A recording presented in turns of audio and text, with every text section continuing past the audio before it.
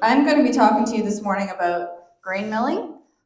This is a subject that I am very passionate about, and I think everybody, this is all pretty much, I think, members from our church, but if there's anyone here who doesn't know who I am, I'm just going to tell you my name is Tanya Baltzer.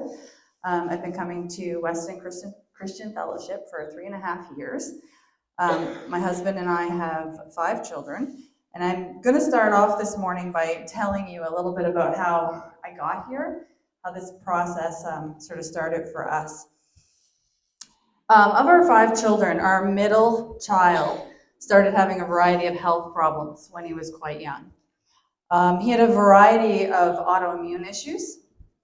He had alopecia, which is a condition where you actually lose your hair in patches. Your immune system attacks your hair follicles, essentially. He had frequent high fevers. We were one time put in the infectious disease unit at the IWK because the doctors believed that his body was attacking his liver, and they didn't know why. By the time he was 13, he was diagnosed with arthritis. He had chronic pain in both his back, and his wrist and ankle joints, to the point that it really did interfere with his life, just being a normal 13-year-old boy. He couldn't, or jumping on the trampoline caused him pain, running. I remember at one point he couldn't mash strawberries for me in the kitchen. His wrists hurt so bad. He was also very tiny. He was not growing very well. So we had a great pediatrician. He was working with us and really trying to figure out what was going on with our son. He had undergone so many tests that if we even went near the hospital, he would just scream.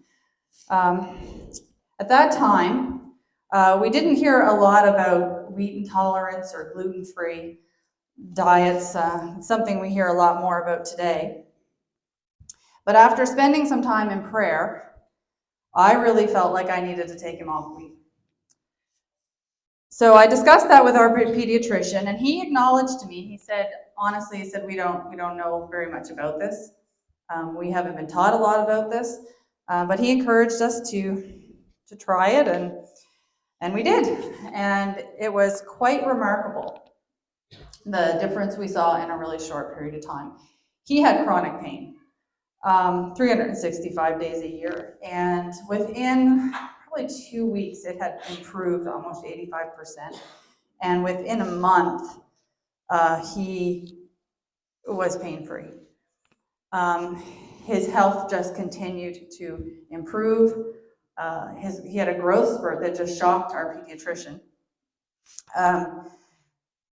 Now, having said this, I was really uncomfortable at the time. I wasn't feeling good about his gluten-free diet. He was off wheat, but now he was eating a lot of really empty, nutritionless, like empty starch products. Right? Gluten-free does not mean healthy. If you look at the ingredients of the leading gluten-free flour, you're going to see white rice flour, potato starch, and tapioca starch. I started to do some research. Actually, I started to do a lot of research. Everything that you are hearing today has come from years and years of research and trial and error. And I eventually realized that the wheat itself wasn't the problem. And I was able to successfully get him back on a healthy diet of ancient whole grains, and we continued to see remarkable improvements in his health. So right now, we live in one of the wealthiest nations in the world, yet we are one of the sickest in the world. And really, this goes for all of North America. We are sick, sick, sick. And our medical system is not very good at treating, or it's very good, I should say, at treating the symptoms and not the root of the problem. And I'm sure that I'm confident everybody in here knows people that are facing health issues today. We're a nation of people dealing with constipation. I'm going to say that word and talk about that a little bit. Congestion, ear infections, stomach problems, and we are sick with viruses all of the time.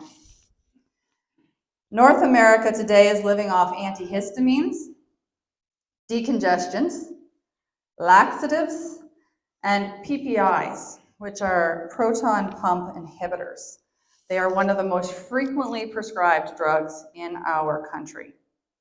And I could probably do a whole session on why you should not be on PPIs and how they affect your body's ability to absorb nutrients.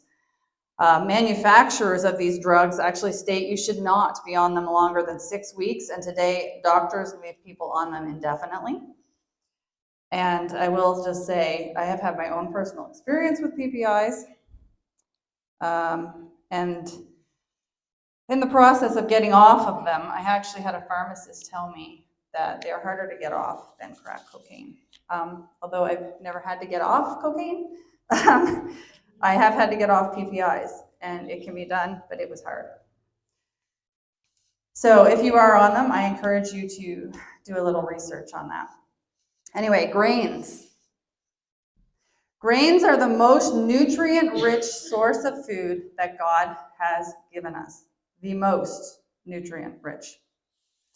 It seriously breaks my heart every time I hear someone tell me they've gone on a gluten-free diet. I feel like crying sometimes because I know that they are exchanging the most glorious, amazing superfood that God has given us for a very empty, starch-filled diet full of things like rice flour and tapioca starch that can nowhere near compare to the value, the nutritional value of what God has given us in wheat.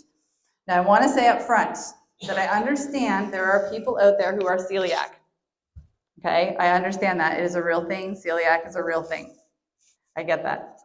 I completely understand. But I also know that celiac is rare. It's 0.06% of the North American population that is affected by celiac disease. That's the same percentage of people, 0.06%, of people that have a peanut allergy. Food allergies are a real thing, and for those that have them, you need to avoid those foods. If you are celiac, you can look for God's whole gluten-free grains, such as millet, amaranth, sorghum. But the vast majority of people are not celiac, but what is more commonly known as wheat or gluten intolerant. What I found with our son, and many people are finding around the world, is that truly they are processed white flour intolerant. They are reacting to what has been done to God's perfect provision. They have stopped eating the processed wheat and the processed wheat products that they find at the grocery stores, and they feel better. Gluten or wheat sensitivity can also happen because of drugs such as antibiotics, anti-inflammatories like ibuprofen, and those acid blockers, your PPIs. And for many people with those sensitivities, it is possible to prevent, to correct, and to reverse those conditions and heal the damage to your gut, although that is a process, and you should possibly work with a naturopath or something on that. Gluten is an elastic network of proteins that are created when flour is mixed with water. It is responsible for structure and texture in our bread. It's been with us since the beginning of time, and I think you will see it is not the evil monster that it's been made out to be. Now, I said a minute ago that grains are the most nutrient-rich source of food that God has given us. Jesus compared himself to bread for a reason. In John 6:35, he said, "I am the bread of life." Ounce for ounce, the grain of wheat has more nutritional value in it than any other food out there. The human being needs 44 essential vitamins and minerals for life. 40 of those are found in a grain of wheat. The others are vitamin A, so eat your orange vegetables, your sweet potatoes, your carrots. Vitamin C, citrus fruits, berries. Vitamin D, get outside, sunshine. And the amino acid lysine, which is actually found in beans. So one of those essential nutrients I want to kind of park on and talk about for a minute is vitamin E. I want to just chat about that for a sec. Grain is the richest source of vitamin E that we have. Vitamin E protects the integrity of every single cell in your body. If your cell membrane is weak, it is more likely to be susceptible to be invaded by viruses. Viruses, unlike bacteria, have to come into our cells to reproduce, where bacteria can reproduce on its own. So constant invasion of viruses is why we stay so sick, with colds, with flu. Vitamin E also strengthens the heart muscle, as well as the capillaries, and its action in preventing the formation of blood clots has been well established. Canadian doctors, actually, Evan and Wilford Shute, were the first medical doctors to realize that adequate vitamin E is essential to heart health. Also, just to quickly touch on here, warts is something, if any of you have warts, warts going away is often one of the more frequent testimonies for people changing to home milled flour. It's quite common, and that entirely has to do with the vitamin E consumption. So freshly ground homemade flour, it is a bountiful source of vitamin E. Like I said, the most biggest food source of vitamin E that there is. So ounce for ounce, pound for pound, in grains, there is the most nutrients. So eat your fruit and vegetables. Okay, they're good for you, but don't leave out your grains. In Genesis chapter 1:11, it says, "And God said, let the earth sprout vegetation, plants yielding seed, and fruit trees bearing fruit, in which is their seed, each according to its kind on the earth. And it was so. The earth brought forth vegetation, plants yielding seed according to their own kind, and trees bearing fruit in which is their seed, each according to its own kind. And God saw that it was good." If we go down to verse 29, it says, "And God said, behold, I have given you every plant yielding seed that is on the face of the earth, and every tree with seed in its fruit. You shall have them for food." So let's think about that for a minute. He gave us the fruits and the vegetables, but he also gave us the seed of the plant. And there is a significant reason that God did that. What happens to fruits and vegetables over time? They rot, they decay. Even every day that you're storing them in your refrigerator, they are constantly losing nutritional value.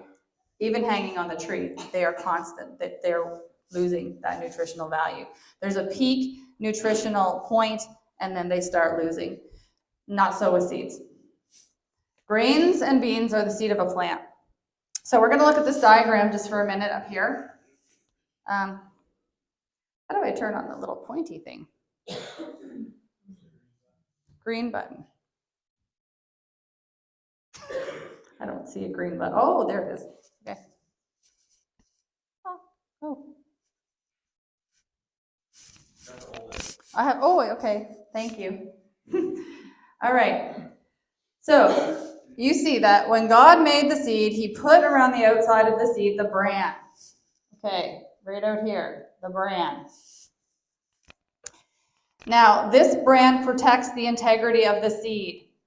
The bran is the outermost layer of the seed, and it is several layers thick, and it is a waxy coating. It makes up 14 to 16% of the dry weight of the kernel, and it is a rich supply of vitamins, iron, trace minerals, as well as soluble and insoluble fiber. It is a good source of protein and provides enzymes that aid in the digestion of the other components of the grain. Okay? The germ, which is down here, this little thing right here, the germ is the life. It's the life of the seed.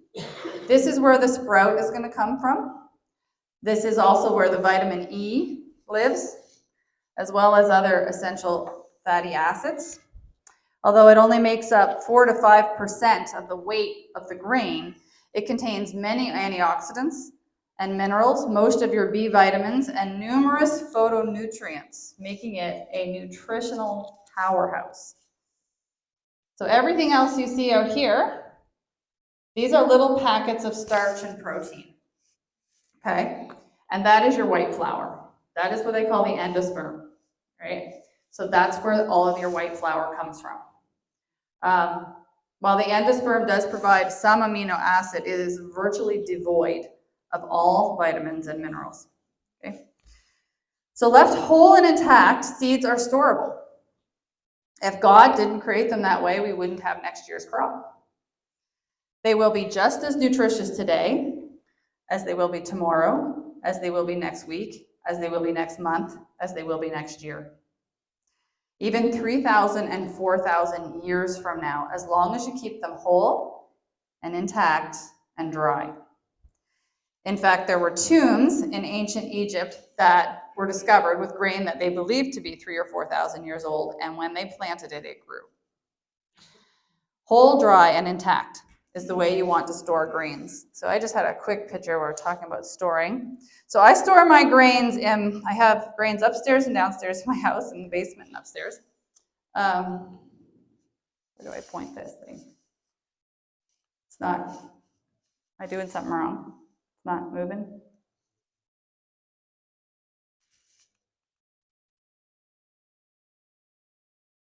Oh, now I went to, okay, there, it's working.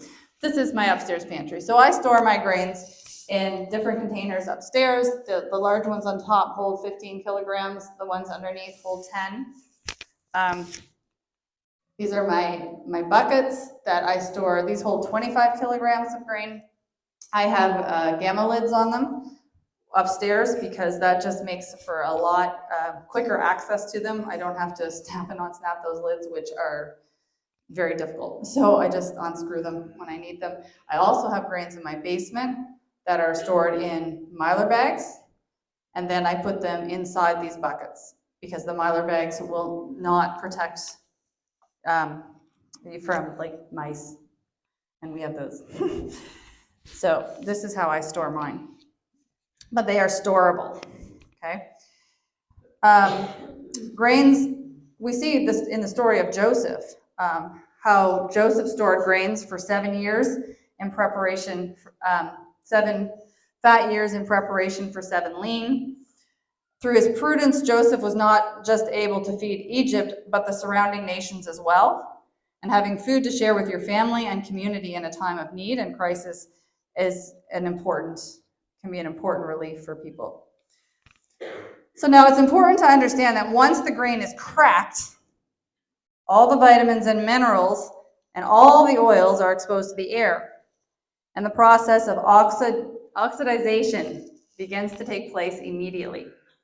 So if you cut an apple, we all know this, right? You don't have to watch it very long, and what happens? It turns brown because that is oxidization, okay? It breaks down the nutrients. So I will say this, even if you're buying flour that is from, I know I have a Spiritful buying group, I buy my kernels from them. They also sell stone ground flour, it's the whole kernel. But even if you're buying that, okay, those nutrients are starting to break down the minute that flour is milled. All right, so here's the statistics. Within 24 hours, your grain, your flour, has lost 45% of its nutrients. Okay, within 3 days, it's lost 90. So it's virtually dead within 3 days. And the first thing to go is your vitamin E. Vitamin E is an antioxidant, okay? Antioxidant actually means that it is a nutrient that protects other nutrients from being destroyed at the presence of oxygen. Okay, so I heard someone explain it like this, and I thought she did good. It's like the front line of the troops in the military, right? So what's the front line doing? It's protecting all the guys behind them, right? Who's the first to go? The front line, right? So the vitamin E, first to go.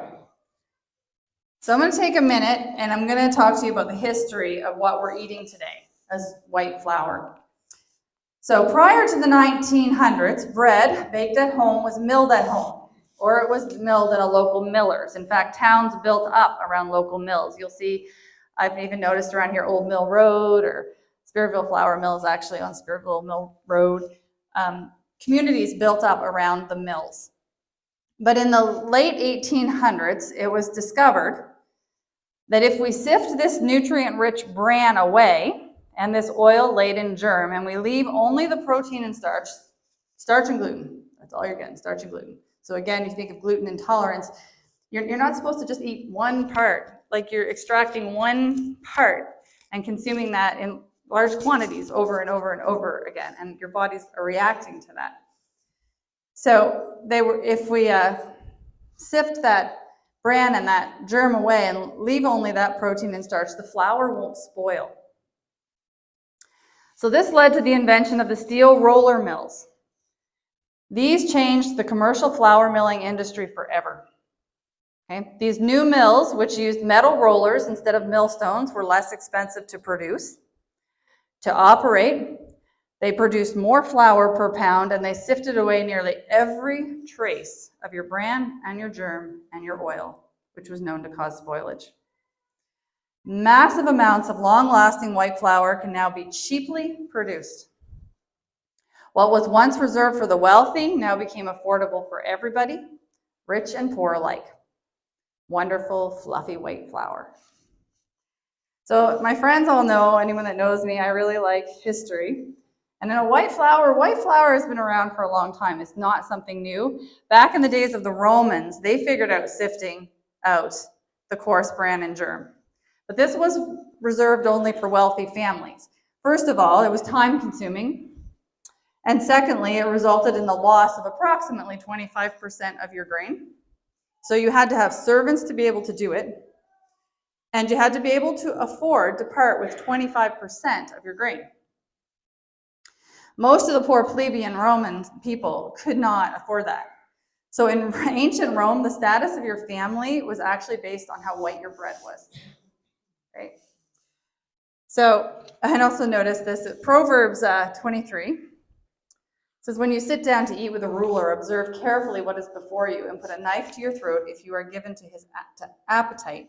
Do not desire his dainties and delicacies, because they are deceptive food. Those dainties and delicacies were probably the sifted white flour pastries of the rich and the kings. So now in the early 1900s, white flour, broadly available, rich and poor, everyone's got it. It's the food of choice for the general population. So what happens? 3 diseases now become epidemic. Sometimes this is actually known as the white bread disease, collectively. So the first one, beriberi. Okay, this disease was virtually unheard of in North America until 1907. It is a thiamine, vitamin B1 deficiency that results in neurological disorders. Second one is pellagra. The first case of pellagra was diagnosed in 1902. It is caused by a niacin vitamin B3 deficiency. Pellagra is known as the disease of the 4 Ds: dysentery, dermatitis, dementia, and death. For those of you who don't know, dysentery is a gastrointestinal disturbance. Dermatitis, skin eruptions. Dementia, mental illness, and ultimately death. So by 1920, pellagra had reached epidemic proportions with a mortality rate of 40%. And anemia. It's an iron deficiency disease that causes extreme weakness and tiredness. So health officials worked tirelessly to discover why the incidence of these diseases were rising so dramatically. And eventually the problem was traced to the increased consumption of predominantly white flour. The millers were urged to correct the nutritional deficiencies in their product, but no, they were not willing to do that because, and this is still what happens today, they were selling all that bran and germ to the animal feed industry, okay? And that is a very lucrative business. So in the early 1940s, the government stepped in. to mandate, that's everybody's favorite word, to mandate the enrichment of your flour products. They mandate it, adding back in 4 nutrients, 3 B vitamins and iron. So this hardly seems like a fair trade to me. I'm not a great math student, but I can figure out that they are removing from 40. They're adding 4 back. Okay, 4. In 1998, they stepped in again to mandate another nutrient be added back, folic acid, which is another crucial B vitamin lost in your milling process. And they did that only after seeing a steady increase over 50 years in birth defects. When we look at the word enriched, or we think about enriched, we tend to think that that's making something better. The dictionary gives the definition: to improve or enhance the quality or value of. When you see the word enriched on your flour package, you're not getting something better, but far, far less than what God intended for you to get. Now, the enrichment of commercially milled flour supposedly ended these epidemics. But as more and more nutritionally deficit, commercially processed foods are consumed on a daily basis, maybe we should ask the question: how many people suffer from neurological disorders, bowel disturbances, skin eruptions, mental instability? Obesity is now a major health concern. Type 2 diabetes has reached alarming levels, especially in children. Constipation. Yep, I said we were going there. Constipation is no longer an old person's problem. Young and old alike are struggling with this. I'm reading this book by Joel Salatin, called Folks, This Ain't Normal. It's kind of my new little slogan. I'm like, folks, going to the washroom once every couple days is not normal. Okay, it's not normal. I'm going to share this here, but an African man, I met this African man years ago. He was speaking at a church I was going to, and for some reason I remember this, but he said where he was from in Africa, they have this proverb. He said, big stool, small hospitals, small stool, big hospitals, he said. And what do we have? Big hospitals. There is even a constipation clinic in Kenpo now for children. Quite a number of years ago, one of our children, actually, before I learned all of this, was struggling with chest pain. Our doctor's first response was to prescribe an 8-year-old PPIs for heartburn. That didn't help, and we ended up in Emerge, and an x-ray showed that this child was backed up from one end to the other. If you eat 3 times a day, you should be going to the bathroom 3 times a day. Just saying. We know we have a dog, and we know that when the dog eats, half an hour later, we take the dog out. Okay? This should be your situation. Okay, so this is huge. What we have done to God's perfect provision is unbelievable. And if that were not enough, the residual oils in flour turn it yellow because of oxidization. Don't want to eat that. So what's the solution? Let's bleach it. Okay? If you take a bag of Robin Hood flour from the store, the second ingredient is going to be benzoyl peroxide. Second ingredient. If any of you have had acne, you know you treat it with benzoyl peroxide.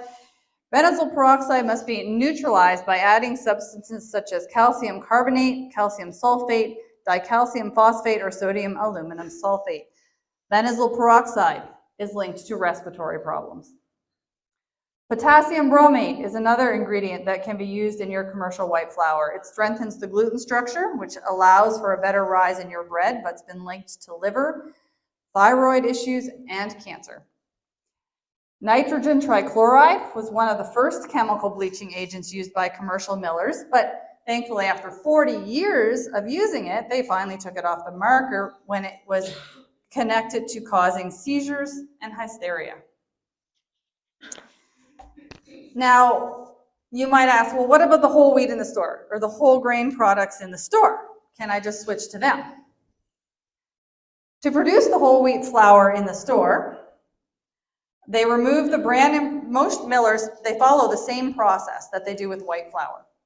Okay? Essentially, they make refined white flour and they add a small amount, according to a legal standard, of the bran back into the flour.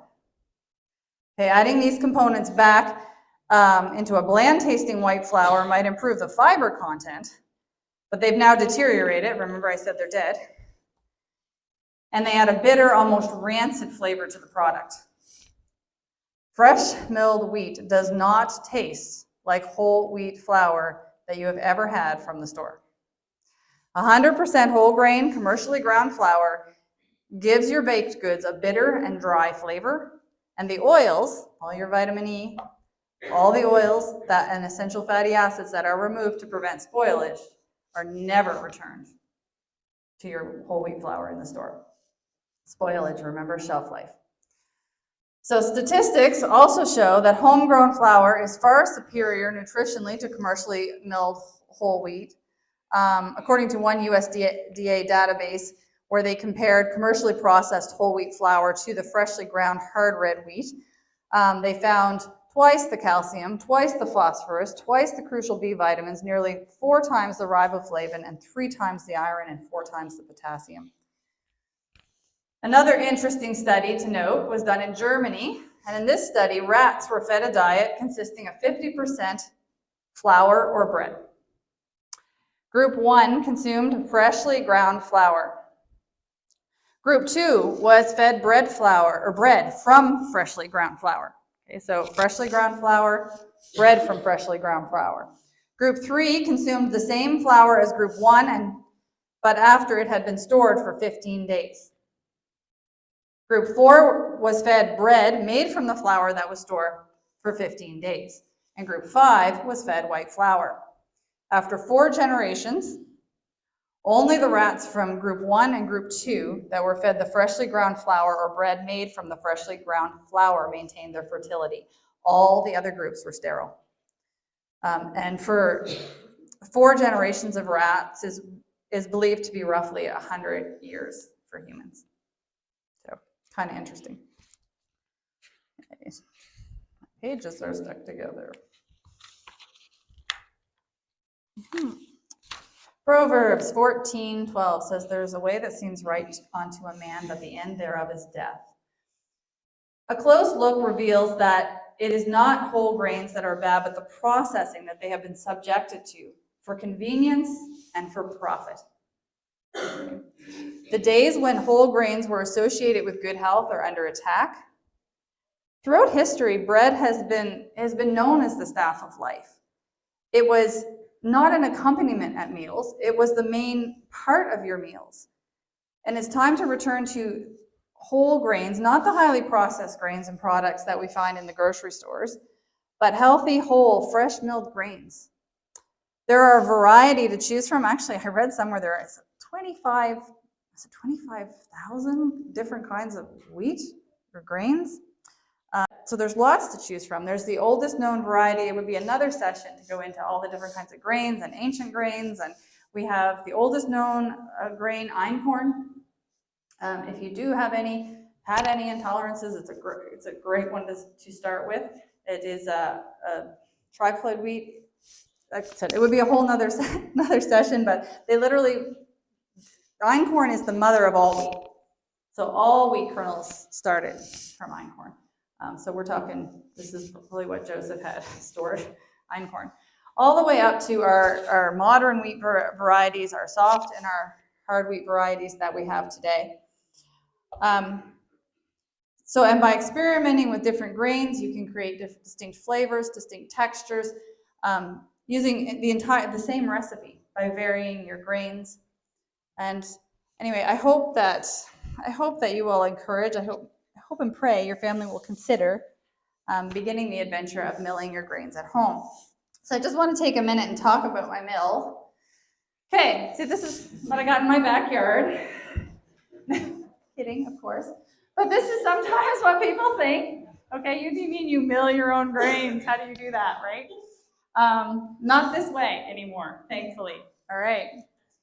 This is one of my mills. I was going to bring them today, but I did too much stuff to lug. I love this guy. This is a Como mill. It sits on my counter and looks pretty, and this mills my flour fast. I actually had a video, so I just, here we go. Quickly. Oh, Marty, I hit something. Oh, there we go.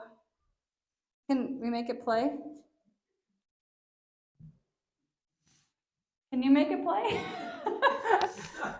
Just a quick snapshot. I fill my hopper. There, they go down, they come out. I want something, it takes me seconds. I just go in, drop it in, have it. No time at all. Love it. Okay. See, sits on my counter, just beside my mixer. Love it. I also have this guy. This is my Country Living grain mill.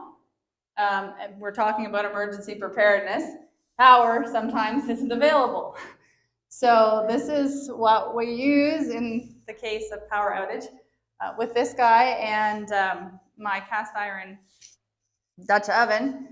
I can make a loaf of bread on my wood stove in very little time, and it tastes great. So these are just some different mills. Mills come in all different price ranges, all different sizes, all different needs. The first mill I showed you, the Como, that does for our family, I think it's 4 to 5 people. I know that the Hickeys have a mock mill, I believe, and a much bigger one. So there's lots of options out there. The middle guy here, which is if you want one just for emergency, this is $100 on Amazon. The middle one, just if you want an emergency one. So they really can vary. If you're going to be making your own bread and products with milled flour, though, please, your wives need the other kind. This takes a long time, but it's good to have if you don't have power and you need to mill, because all of my grains are in kernels, like everything. Like the KitchenAid attachment, I started out with that. It works, it does the job. It's slow, but it does the job. The one on the top there, the Wonder Mill, was the first mill I had. Works fantastic, mills fast, ugly, bulky, but really is a good mill. I just didn't like, I had to take it out because you couldn't leave it on your kitchen. It's big, and I had to take it out and put it away, and first world problems. Nutrimill, mock mill, there's lots out there. Yeah, I thought I had another slide, but I don't think I do. So yeah, there's lots of options out there. A couple books I want to recommend. If anyone is interested in milling their own grains, this is a must-have. Okay, Sue Becker, she's amazing. She's got all the degrees and stuff, food sciences. She's a Christian lady, but she's got some talks online that are fantastic as well. This book is essential. A lot of the information that I've shared, you'll find in the front of this book, as well as some great recipes to get you started. Once you get going with it, it is easy to convert your recipes, but it takes some practice. Ancient grains, cooking with ancient grains. This is another tremendous resource that I wanted to recommend. The first half of this book contains so much more than just ancient grains. It talks about everything from all your oils to just, it's got so much information in it, and then a lot of information about the ancient grains if anyone is interested in spelt, knowing more about spelt, einkorn, emer, and those older varieties of wheat. So I just wanted to mention those quickly. And yeah, thank you for listening, and I hope it's been encouraging. I hope you've learned something and that maybe you'll give milling your own grains a try. So.